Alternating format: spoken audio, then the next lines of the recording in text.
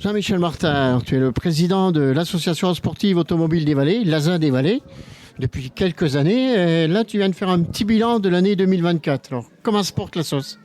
La sauce se porte pas mal du tout, puisqu'on augmente notre nombre de membres, de licenciés. Et au niveau trésorerie, on arrive toujours à sortir des résultats qui sont corrects. Et nos manifestations plaisent beaucoup.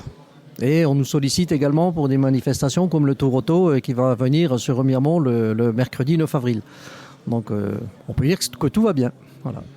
Et en nombre de licenciés, c'est combien? Et quels sont les résultats de performance de 2024? Alors les licenciés, on a 164 licenciés. Et les performances, ils sont bien classés au niveau de la Ligue, ils sont bien classés au niveau des différents championnats. Et on a eu des concurrents comme Patrice Cordier qui s'est très bien comporté à la finale des rallyes à Nice, qui a terminé par être vainqueur de sa classe et qui a amené des points pour que la Ligue puisse être première du challenge des ligues à la finale des rallyes 2024. Donc ça a été une très belle année, quoi. Et sur quel genre de véhicule? Alors lui, il court avec une 106, mais une 106 qui fonctionne. Il a quelques 180 chevaux dedans, mais il part toujours avec des grands numéros. Donc en fin de rallye, dans les classes qui sont à la fin du rallye, comme disait tout à l'heure Didier Homer, on est toujours obligé d'attendre la fin du rallye pour le classement définitif, parce que lui, il est devant des voitures beaucoup plus performantes, beaucoup plus grosses au niveau sportif, quoi. Donc, il se place toujours dans les premiers des classements scratch, dans les 10 premiers, 15 premiers, suivant le rallye, quoi.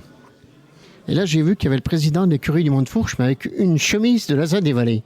Il y a une collaboration entre les deux? Absolument. L'écurie Mont-de-Fourche est affiliée à l'ASA des Vallées. Parce qu'une écurie ne peut pas organiser d'épreuves de sport auto si elle n'est pas affiliée à une ASA, parce que pour la Fédération française du sport auto, les écuries comme celle-ci ne sont pas reconnues. Il faut qu'elles passent par une association sportive automobile pour pouvoir avoir un visa de la Fédé pour organiser une épreuve. Et donc ça a toujours été une collaboration qui se passe très bien, quoi. Voilà. Et pour conclure, il me semble que l'année 2025 est un peu spéciale pour le club, enfin pour la sauce. 2025, c'est les 60 ans de l'association. Donc, effectivement, et c'est le 40e rallye des Vallées. Donc, on va faire quelque chose pour que ça reste en mémoire pour aussi bien les bénévoles, les officiels que les concurrents. Là, tu restes modeste, mais il y a un 3e anniversaire. Oui, ça fait donc 20 ans que je m'occupe de l'ASA des Vallées.